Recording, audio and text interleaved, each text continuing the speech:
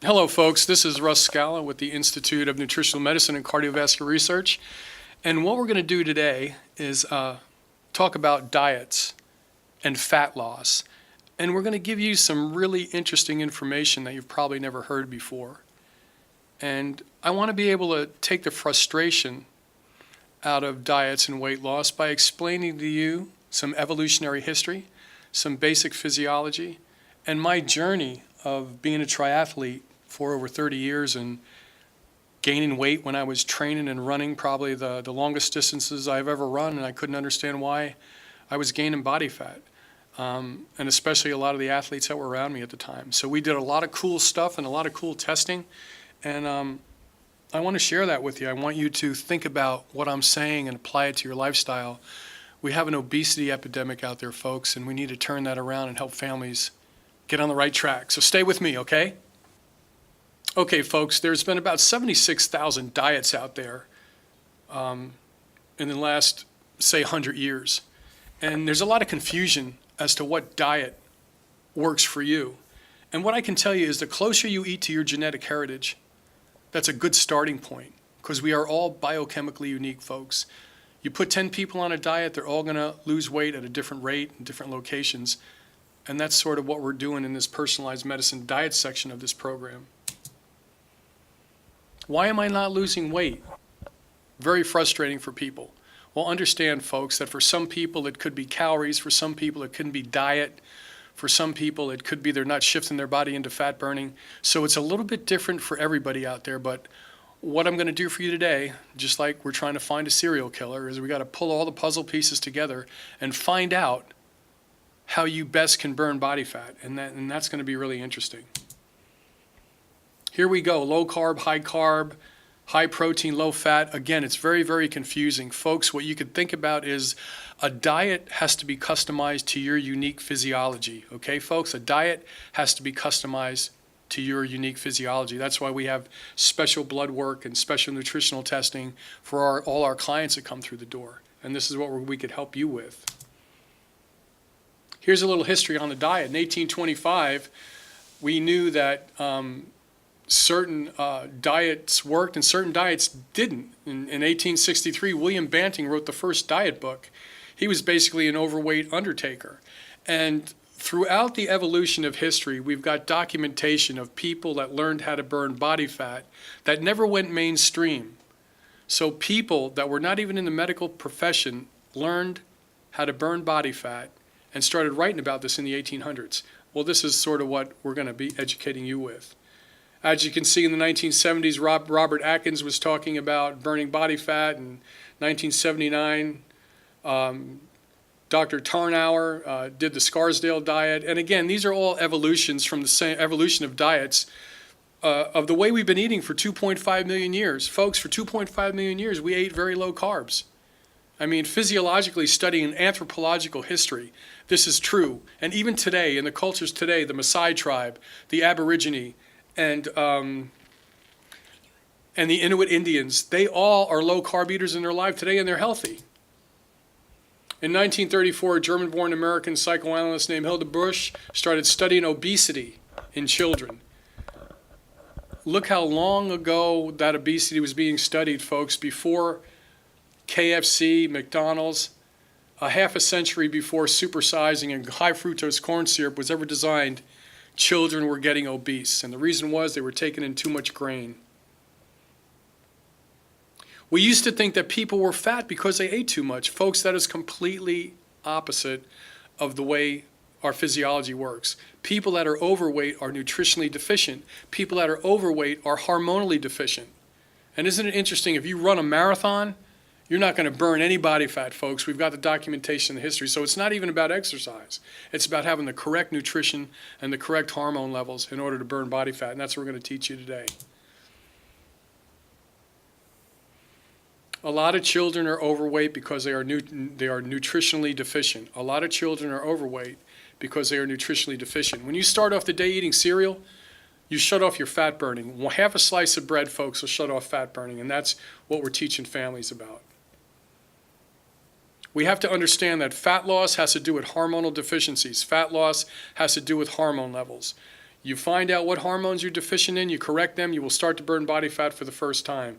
Isn't it interesting, folks? If you're 9 feet tall or you're 3 feet tall, they go, oh, you've got hormone issues. But if you're 3 feet wide, they go, you eat too much. Folks, people that are overweight are nutritionally and hormonally deficient, and there isn't a doctor on the planet that's looking at this right now. Obesity is from hormonal imbalances, just a reiteration of what we just talked about. The CDC thought that obesity was caused from an epidemic of sedentary behavior. The Center for Disease Control thought it was overeating and lack of exercise that caused people to be overweight. And folks, that is very far from the truth. New England Journal of Medicine has a study here that obesity actually happens because people are nutrient deficient. Now, how about that? Obesity happens because people are nutrient deficient, not because they eat too much. And this is sometimes we just have to clean the slate, clean the chalkboard that's in our head, and open our minds up to some new research and thinking. The National Institute of Health, billion-dollar research on low fat does not prevent heart disease. 1990, the National Institute of Health and $1 billion was spent to find out that low fat does not prevent heart disease. Well, we've been studying cultures since the beginning of time, cultures that were very healthy with no heart disease, and they ate a high-fat diet, folks. 100 years ago, physicians took care of animals and humans together.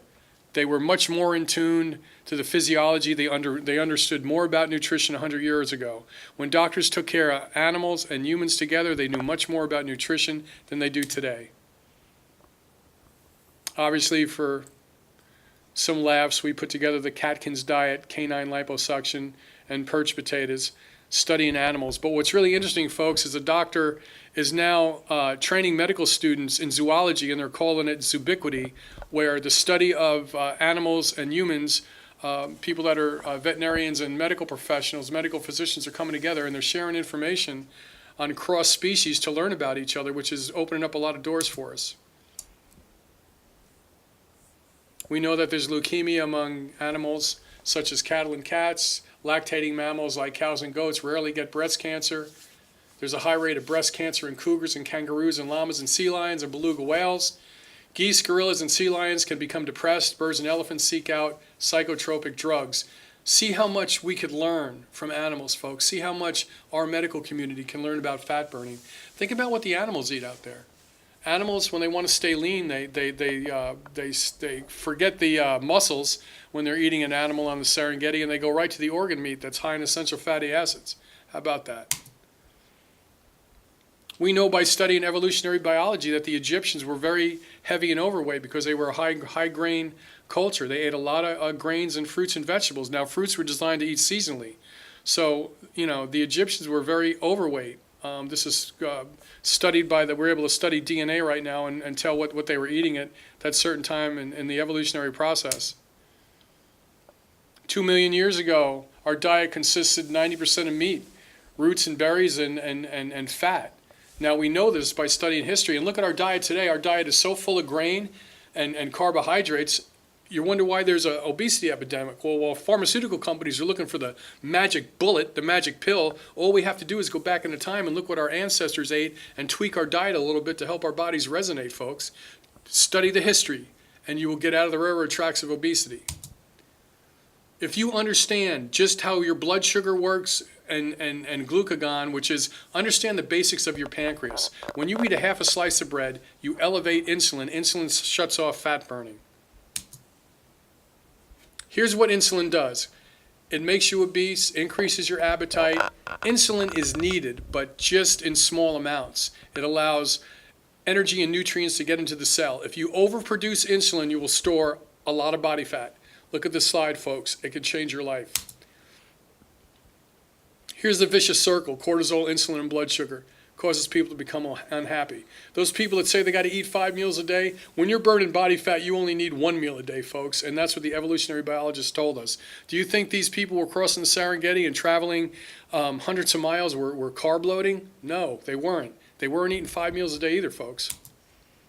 Here's the difference between insulin and glucagon. Insulin raises your blood sugar, glucagon lowers it.